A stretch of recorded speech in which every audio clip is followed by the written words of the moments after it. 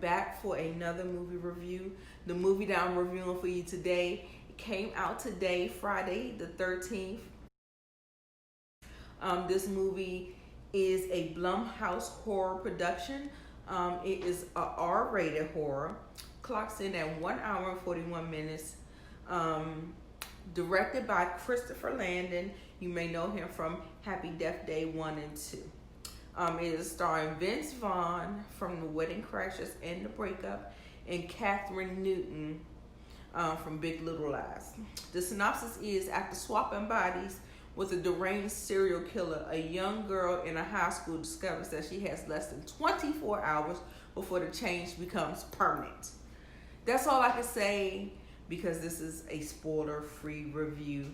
Thank you to all my new subscribers. I see you guys. Thank you so much. Comment down below and let the diva know you stopped by.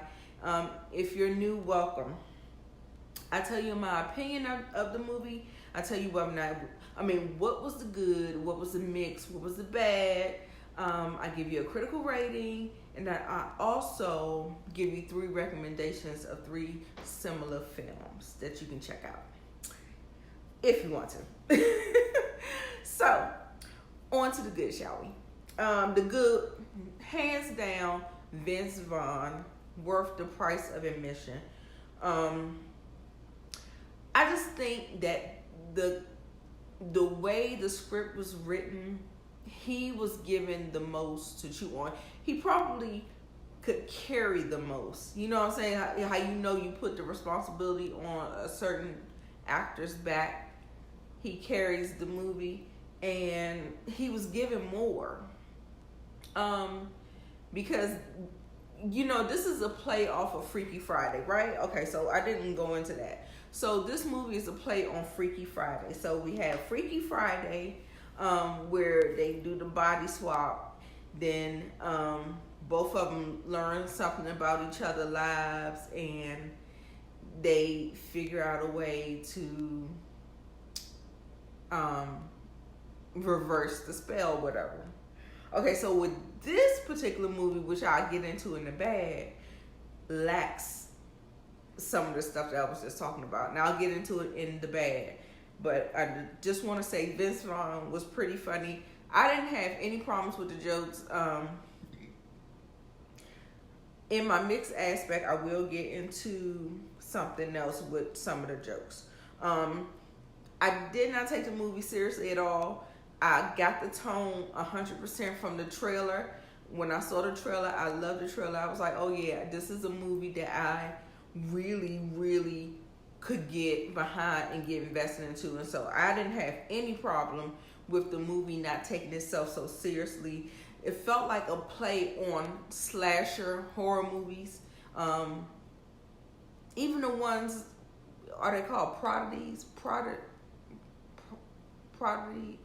Some, I'll put it there. I can't pronounce it, my tongue tied, whatever. So I took the movie was very tongue in cheek. I got the humor. I was cracking up. However, I was in a theater with some other people, and I didn't hear anybody else laughing. So, you know, I don't know. I am I lighthearted? I don't know. It's something about satirical tongue-in-cheek movies that just, like, if I know what you're doing from the start and you're not trying to put on airs to do something else, and then you try to, and then it's just kind of egregious. I'm like, what are you doing? No. So it's not like that. I just feel like I didn't get the why people didn't laugh. I mean, some of the stuff was a little dated. I'll get into that in the mixed. But the movie was very entertaining for me. It had some serious moments where I think they was trying to capture a little bit of the heart. But because they didn't develop the story, and that's all the time we keep talking about developing the story, character development, that makes your film suffer. I'll get into that in a bag. Full of humor, satire, and crazy kills. Them kills were like earn the R rating that it got, especially one. Good God Almighty. It has some crude humor. Okay, so on to the mixed aspects. While the opening scene felt like it was, is it a nod or is it a total ripoff? That's the question. That's the real question. But I thought it was pretty effective. I was fine with it. I didn't have any problems with it, but some people may. Then there was the LGBT element of the movie that could be a little offensive. Wasn't for me. Again, could be a problem because I felt like it was a little dated. It was tropey, stereotypical. But like I said, the mixed aspects, this movie is full of cliches, tropes, stereotypes, and the like. That's what the movie is. That's just what it is, and that's just what it is. Okay. So anyway, on to the bad. The pacing was a little bit of an issue in the second act. Once we got into Vince Vaughn and Catherine Newton realizing their characters. Like I said, I enjoyed Vince Vaughn way more than Catherine Newton. I don't think to any fault of her own, character development, lack thereof. Okay, so Freaky Friday is a story of two people who end up switching bodies. They know each other.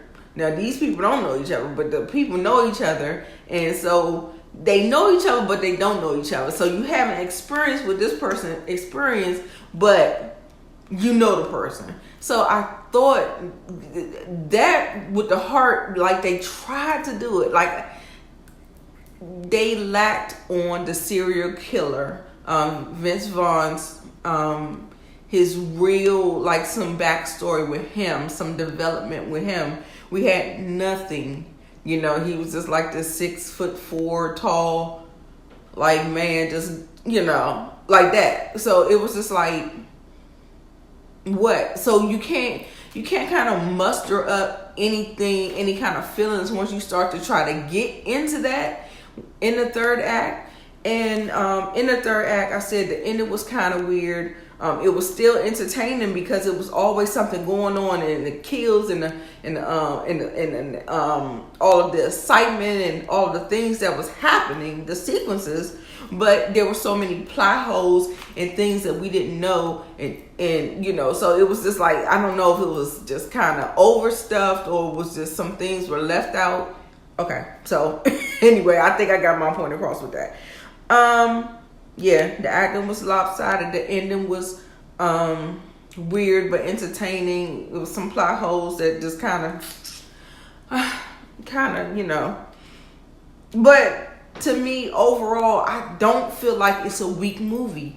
I feel like it was entertaining enough with the kills and the humor that I didn't.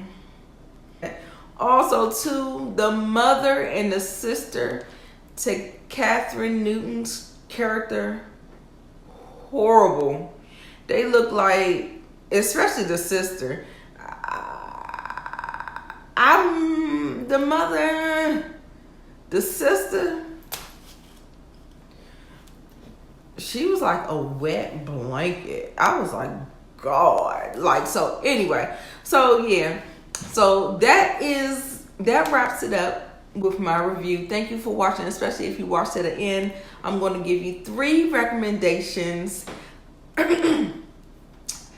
Like I said, I want you to like, comment, subscribe, and share my video. Get down in the comments. Let me know if you want to go see Freaky. I give this movie a B- or a 2.5, maybe a 2.75. I was laughing. I don't know, maybe because I had a couple of drinks before, but I don't know. I found the movie funny. I found it entertaining for me. Yeah, they're full of tropes, cliches, and all of that stuff. And so, yeah, so 2.75, 2.5 out of 5, and a B minus, or just a regular B. I'll just say B minus, B minus. And my 3 recommendations are coming up. So first up, we have Freaky Friday, the body swap trope that Freaky was based off of. Came out in 2003, a family comedy starring Jamie Lee Curtis and Lindsay Lohan. Next is Christopher Landon's first horror film that did the Groundhog Day trope, and is Happy Death Day. Jessica Rothe was the star in this film. And rounding off the 3 is Scream, the horror mystery cult classic by Wes Craven, by which the movie Freaky pays homage to. As always, thank you so much if you stay to the end of the video. I'll see you in my next video. Thanks for watching.